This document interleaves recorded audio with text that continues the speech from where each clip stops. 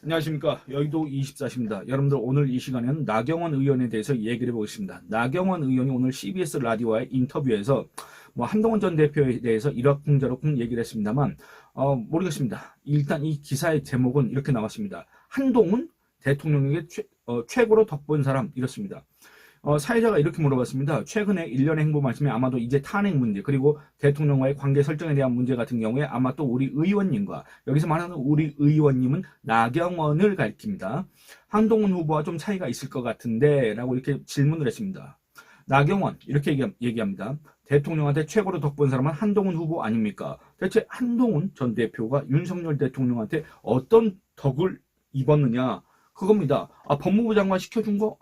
거기까지는 그렇다 치자 그 말입니다. 그리고 또 여러분들 법무부 장관을 시키던 그 무슨 공직을 맡기는 간에 이 윤석열 전 대통령 입장에서 봤을 때 이 사람이 이 초기 내각에 참여를 했을 때 가장 뭔가 성과가 좋겠구나 라고 판단을 했기 때문에 시켜준 거지. 만약에 한동훈 전 대표가 그럴 만한 능력, 자격이 없었다고 한다면 윤석열 전 대통령이 시켜줬겠냐 그 말입니다. 안 그렇겠습니까? 근데 이걸 뭐랄까 마치 무슨 시혜를 한 것처럼 마치 대단한 은혜를 내린 것처럼 항상 이렇게 얘기를 하고 있는데 여러분들 그렇지 않습니까? 언제부터 우리나라에서 언제부터 우리 내각에서 법무부 장관이 그렇게 중요한 위치가 됐고 요직이 됐고 그렇게 최고의 은혜를 받은 자리가 됐냐 그 말입니다. 안 그렇습니까?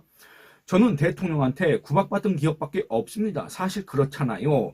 법무부 장관 시켜줘, 비대위원장 시켜줘, 최고로 좋은 자리는 다 시켜준 게 대통령이 한동훈 장관한테 해준 거고 라고 얘기를 하고 있는데 여러분들 시켜주면 뭐합니까? 일을 제대로 하게 만들었어야지. 안 그렇습니까? 한동훈이라는 사람이 정말로 능력이 있다고 판단해서 장관 시켜줬고 그 다음에 비대위원장으로 낙점했다고 한다면 그 사람이 자기의 능력을 소신껏 마음껏 발휘하도록 해줬어야 되는데 그게 아니라 자기의 어떤 꼭두각시로 마네킹으로 세워두려고 자기가 뒤에서 다 좌지우지하려고 또는 자기가 아니라 자기 옆에 있는 사람이 다 좌지우지하게 만들려고 했던 거 아니냐는 지금 이런 비판이 쇄도하고 있지 않습니까? 그때 당시에도 쇄도하고 있었지 않습니까? 아니 대통령이 비상대책위원장을 세운 지 한 달도 안 돼서 물러나라고 자기 비서실장을 보내서 그렇게 얘기하는 경우가 어디냐 그 말입니다. 안 그렇습니까? 또 물러나라고 한 그 이유가 그때 당시에는 여러분들 이 마리 앙뚜아네트 이런 김경률의 발언 이런 것들이 이제 일종의 계기가 돼가지고 한동훈 전 대표를 향해서 물러나라고 했다고 했지만 그 뒤에 김건희 익십 그다음에 공천 이런 문제 때문에 한동훈과의 갈등이 있었다는 건 이제 우리가 다 알고 있지 않습니까? 이건 여러분들 부인할 수가 없는 얘기입니다.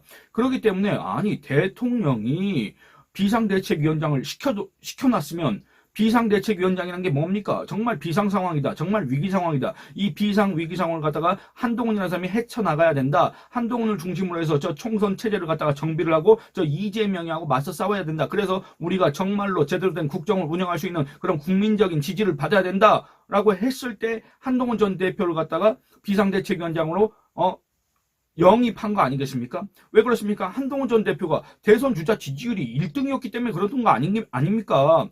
여러분들 기억하시겠지만 2022년 6월달 지방선거 끝나고 여론조사를 했더니 한국갤럽 기준으로 그때 당시에 범여권 대선 주자 지지율을 보면은 오세훈이 6%인가? 그걸로 1등이었습니다. 그런데 그 뒤에 9월 달인가 다시 그 여론조사를 실시했더니 그때 1등이 바로 한동훈이었습니다. 오세훈은 꼬꾸라졌습니다. 그때부터 한동훈이 거의 지속적으로 계속 지난 탄핵 정국 때까지 이 여권에서 대선 주자 지지율 1위를 기록했다 그 말입니다. 그런 사람 말고 대체 그 누구를 비상대책위원장으로 쓸 수가 있겠느냐 그 말입니다. 이거는 아주 당연한 선택이고 이거는 아주 합리적인 선택이었습니다. 여러분들 이거는 윤석열이 한동훈한테 무슨 시혜를 베풀었다, 은혜를 베풀었다 이런 얘기가 아닙니다. 안 그렇습니까? 아니 자기도 쓸 수 있는 카드가 그것밖에 없었기 때문에 자기도 이 한동훈이라는 그 대선 주자 지지율에 기댈 그게 계산이 있었기 때문에 한동훈이라는 사람을 비상대책위원장을 시켰던 거 아니겠습니까? 근데 이걸 갖다가 무슨 최고로 덕본 사람은 한동훈 후보 아닙니까? 아니 그러면 예를 들어서 나경원이라는 사람이 정말 국민적 지지와 신망이 두텁고 그 다음에 이 보수 진영을 이끌 수 있는 그런 능력이 있고 그 다음에 이 총선에서 정말로 대활약을 해서 제대로 된 성과와 실적을 낼 수 있을 거라고 기대가 됐다면 나경원을 시켰을 겁니다. 그렇지 않습니까? 근데 안 시킨 건 뭡니까? 그럴 만한 깜이 아니다라고 심지어는 우리가 지금 정치적인 능력, 정무적인 판단, 정무적 감각이 거의 뭐 빵점에 가깝다고 이렇게 비판받는 윤석열 대통령조차도 이 나경원을 갖다가 그런 깡으로 안 봤다는 거 아니겠습니까? 그러면 자기 자신의 어떤 주제와 분수와 능력 이런 것들을 갖다가 정말 객관적으로 분석하고 반성하고 해야 되는데 그게 아니라 나는 구박만 받고 한동훈만 이뻐하고 이런 소리를 하고 앉아있다 그 말입니다. 지금 이게 이 국민의힘에서 뭐 자기가 보수 여전사네 나다르크네 자기가 무슨 뭐 트럼프하고 싸우겠네 자기가 저기 이재명이하고 싸우겠네 하고 있는 국회의원 5선이나 한 사람의 그러니까 정치 경력이 국회의원 한 것만 따져봐도 얼마입니까? 나경원 자기는 자기가 정치를 23년 했다고 했고 그다음에 국회의원 한 것만 따져봐도 지금 현재 국회의원 4번 했으니까 16년 그리고 또 작년에 총선하고 올해 2년째니까 18년째 하고 있는 사람이다 그 말입니다. 이 사람의 이 말하는 수준이 요 정도밖에 안 된다 그 말입니다. 또 읽어보겠습니다. 자기한테 해준 건 뭐냐? 그 저출산위원회 부위원장인가 이상한 거 이렇게 얘기합니다. 전 이 부분에서 정말 황당했습니다. 어처구니가 없었습니다. 그리고 또 정말 분노했습니다. 지금 현재 여러분들은 나경원이라는 인물에 대해서 관심이 없을 겁니다. 애초부터도 관심이 없었고 앞으로도 관심이 없을 겁니다. 나경원이라는 사람이 지금 현재 이 대선 정국에서 중요한 인사다 또는 중요한 변수다라고 이렇게 평가하신 분도 없을 겁니다. 그럼에도 제가 이렇게 조금 열을 내서 얘기하는 이유는 뭐냐면 저출산위원회 부위원장인가 이상한 거 자기가 맡았던 그 직책에 대해서 스스로 폄하를 하고 있다 그 말입니다. 여러분들 자기가 맡았던 그 직책이 얼마나 중요한지 모르고 심지어는 우리 전 국민이 들을 수도 있는 그 라디오 방송에 나와가지고 이상하다고 얘기를 했다 그 말입니다. 또 두 번째는 이 저출산위원회가 아니라 저출산 고령사회위원회입니다. 여러분들 여러분들 저출산 고령사회위원회라는 걸 외우기가 어렵겠습니까? 더군다나 이 나경원 판사 출신입니다. 여러분들 48세 사람입니다. 이 사람이 이거 어렵겠습니까? 그럼에도 자기가 속했던 자기가 사실상의 수장으로 있었던 이 해당 기구 조직의 이름조차도 지금 못 외우고 있는 거 아닙니까? 못 외우는 것뿐만 아니라 그 조직에 대해서 이상한 거라고 지금 얘기하고 있지 않습니까? 정말 어처구니가 없었습니다. 그러면서 또 뒤에 뭐라 그러냐? 아니 그게 말은 장관급 자리지만 장관급 자리하고 장관은 다르잖아요. 그런데 저는 그게 갔더니 예산 20억에 직원 22명이 위원회예요. 근데 전 내가 너무 관심 있는 주제고 진짜 꼭 나라에 좀 기여를 하고 싶어서 열심히 하고 있는데 또 당대표 나올까봐 또 막 그 자리에서도 또 나가라고 그런 거 아니겠습니까? 이렇게 얘기합니다. 자기가 너무 관심 있는 주제였고 자기가 나라에 기여를 하고 싶어서 그렇게 열심히 했는데 자기가 속했던 자기가 사실상의 수장으로 했었던 그 조직 이름도 모른다 그 말입니까? 그리고 또 그 조직에 대해서 자기가 맡은 직책에 대해서 이상하다고 지금 하고 앉아 있는 겁니까? 여러분들 저출산 고령사회위원회 이 나경원이 얘기한 것처럼 거기에 딸린 식구 조직 구성원 몇 명 안 됩니다. 그리고 또 예산 집행할 수 있는 예산도 얼마 안 되는 건 맞습니다만 이 저출산 고령사회위원회가 중요한 이유는 뭡니까? 결국은 지금 현재 우리 국가가 우리나라가 겪고 있는 문제 직면한 문제 바로 이 저출산 고령화 이 문제를 갖다가 해결하자는 취지에서 만든 거 아니겠습니까? 나경원이가 부위원장이었지 않습니까? 그러면 이 저출산 고령사회위원회의 위원장은 누굽니까? 바로 대통령입니다, 여러분들. 그러니까 이 대통령의 이 저출산, 고령화, 노인 문제에 관련해서 각종 정책들을 갖다가 제언, 조언하는 역할을 하는 겁니다. 그리고 또 각 부처의 저출산, 고령화 요 문제 관련 정책들을 갖다가 조율하는 그 역할을 하는 게 바로 이 저출산 고령사회위원회다 그 말입니다. 여러분들 이게 안 중요합니까? 여러분들 이게 이상한 겁니까? 제가 다시 한번 저출산 고령사회위원회의 역할에 대해서 정리를 한 걸 여러분들하고 한번 읽어보도록 하겠습니다. 저출산 고령사회위원회는 여러분들 이 대통령한테 단순한 자문만 하는 기구가 아닙니다. 자문만 하더라도 그건 정말 중요한 거 아니겠습니까? 국정 최고 지도자한테 우리 국가가 우리 민족이 지금 현재 직면한 가장 최대 위기가 여러분들 저출산과 고령화 문제 아니겠습니까? 요거에 대해서 자문하는 것도 너무나도 중요한 것뿐만 아니라 이 해당 위원회는 이 국가의 인구 정책을 최종적으로 조정하고 총괄 지휘하는 일종의 컨트롤 타워다 그 말입니다. 근데 나경원은 이걸 갖다가 이상한 거라고 했습니다. 근데 나경원은 장관급 자리지 장관은 아니었기 때문에 어쩌고 저쩌고 하고 앉아 있습니다. 직원 22명에 예산은 20억밖에 안 되고 이런 사람이 수장으로 있는 자리에 예산 20억이 간 게 여러분들 과연 그거 타당하다고 생각하십니까? 지금 와서 돌이켜보면 이 저출산 고령사회위원회의 주요 기능은 뭐냐면 인구정책의 기본 방향을 수립하는 겁니다. 그리고 또 부처 간 인구 관련 정책을 조정하는 겁니다. 제가 아까 컨트롤 타워라고 말씀드렸지 않습니까? 그리고 이 저출산 문제, 이 고령화 문제에 대한 어떤 사회적 인식을 제고시키고 여기에 대한 어떤 국민적인 관심도 이걸 갖다가 환기하는 그런 정책들 이런 것들을 갖다가 내놓는 기구가 조직이 바로 이 저출산 고령사회위원회입니다. 또 이 대통령한테 각종 정책들을 건의하고 보고하는 그런 역할도 하고 있습니다. 그러니까 여러분들 이 해당 기구가 예산이 적을 수밖에 없는 게 실질적인 집행을 하는 것이 아닙니다. 여러분들 원래 위원회라는 것은 그런 역할을 하는 것이 아닙니다. 실질적인 집행권을 갖고 있는 것은 정부 부처지 이런 위원회가 방대한 예산과 아주 많은 예산을 갖다가 쓰는 그런 곳이 아니다 그 말입니다. 원래 그렇습니다. 근데 그 위원회의 어떤 그런 성격도 잘 모르는 것 같고 그 다음에 이 위원회가 어떤 활동을 하는지도 잘 모르는 것 같고 이 위원회의 활동 역할 이런 것들이 이 국가 정책에 있어서 얼만큼 중요한 건지도 잘 그렇게 모르는 것 같이 얘기를 하고 있다 그 말입니다. 이게 바로 지금 현재 이 국내임의 대선 경선에 출마한 나경원, 우리 국민들 앞에서 자기가 대통령감이라고 자처하고 있는 그 나경원의 수준이다 라고 얘기할 수가 있겠습니다.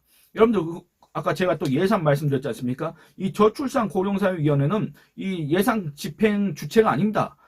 실제 예산 관계부처 예를 들어서 뭐 보건복지부라든지 교육부라든지 국토교통부라든지 왜 그렇습니까? 국토교통부 저출산 고령화 문제 하려면 어떻게 합니까? 1인 가구, 노인 가구, 그다음에 신혼부부, 그다음에 출산 가구 이런 거에다가 이제 주택 공급, 특별 공급을 해줘야 되지 않습니까? 국토교통부, 그다음에 보건복지부, 각종 복지 정책을 또 해야 되지 않습니까? 그리고 또 교육부도 마찬가지인 게 여러분들 이 저출산에 의해서 이 출산율을 제고하려면 이 교육 환경이 갖다가 정비가 돼야 되지 않습니까? 그러니까 이런 관계 부처들의 각종 정책들을 심의하고 조율하고 이런 것들 갖다가 최종적으로 대통령한테 건의하는 그런 역할을 하는 곳이다 그 말입니다. 그러니까 예산의 크기가 중요하지 않습니다.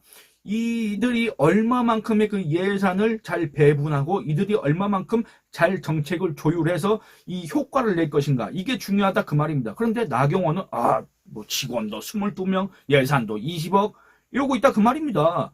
여러분들 이거 대통령이 위원장인 조직이라고 말씀드렸지 않습니까? 그만큼 중요한 조직이었습니다. 근데 나경원은 이 조직을 얼마나 하찮게 봤길래 이 우리 국가가 우리 국민이 지금 직면한 이 최대 문제인 최대 난제인 저출산과 고령화를 얼마나 하찮게 봤길래 이거를 갖다가 이상한 거라고 얘기할 수가 있냐 그 말입니다. 국가 존립에 영향을 미치는 게 바로 현재 인구 문제입니다. 저출산 문제, 고령화 문제입니다. 여기에 사령탑 역할을 하는 것이 저출산 고령사회위원회였고 그 저출산 고령사회위원회를 이끄는 사람이 바로 부위원장이었는데 나경원이가 그 부위원장을 하고 있었습니다. 근데 지금 와서 그 이상한 거랍니다.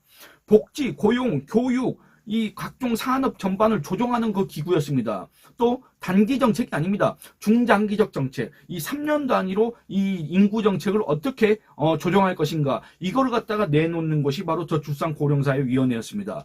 그렇기 때문에 여러분들 여러 가지 이 역할을 살펴봐도 단 하나도 이상한 곳이 없고 단 하나도 하찮은 구석이 없습니다. 그런데 그 해당 조직의 부위원장이었던 대통령 바로 밑에 있었던 그런 자가 지금 와서 이상한 겁니다. 자기가 그걸 했기 때문에 구박받았답니다. 그리고 또 자기가 몸담았던 그 조직 이름도 잘 모릅니다. 저출산위원회가 아니라 저출산고령사회위원회 그 말도 못합니다.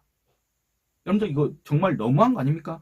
저는 이 나경원이의 이 얘기를 들으면서 지난 전당대회 때 그 장면이 생각났습니다. 전당대회 토론 과정에서 이 한동훈 전 대표를 향해서 총선 참패 책임론 이런 것들을 갖다가 나경원, 원희룡 이런 사람들이 물었습니다. 근데 이 한동훈 당시 후보가 이런 얘기를 했습니다. 아니 여기 있는 사람들 다 공동선대위원장이었다. 다 공동선대위원장이었는데 대체 그때 뭘 했느냐?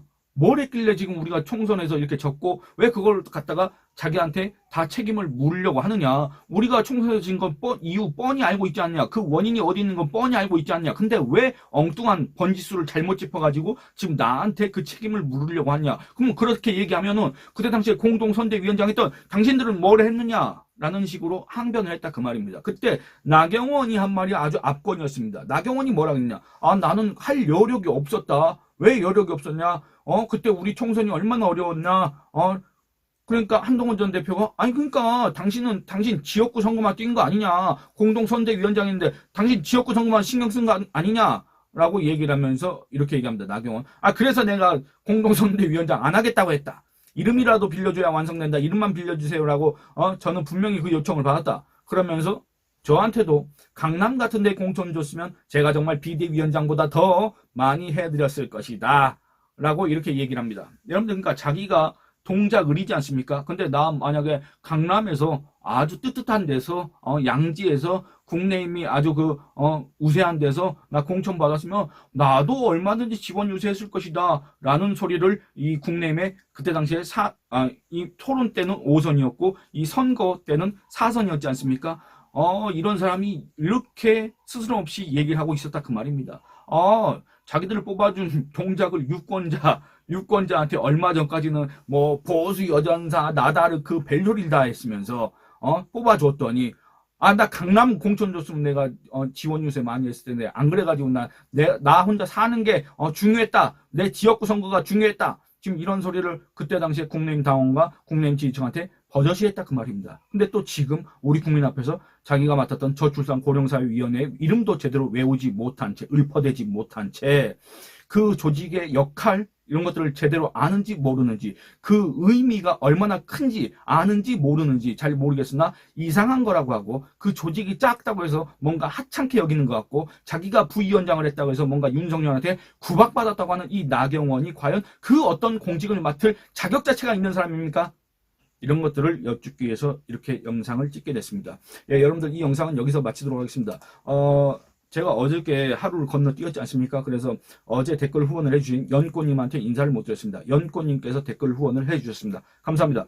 예, 여러분들 그동안에 많은 분들이 의견을 남겨주셨고 제가 그 의견을 다 이렇게 수렴하고 있습니다. 정말 감사합니다. 여러분들이 의견을 많이 남겨주셔야 제가 또 이렇게 영상 활동을 하는데 또 여러분들의 의견을 반영해서 또 이 영상에 참조하는데 참 많은 도움이 되고 있습니다. 그래서 더 부탁드리도록 하겠습니다. 여러분들 좋아요 많이 눌러주시고 의견 많이 남겨주시고 그 다음에 채널 구독과 영상 시청 권유해 주시길 부탁드리겠습니다. 감사합니다.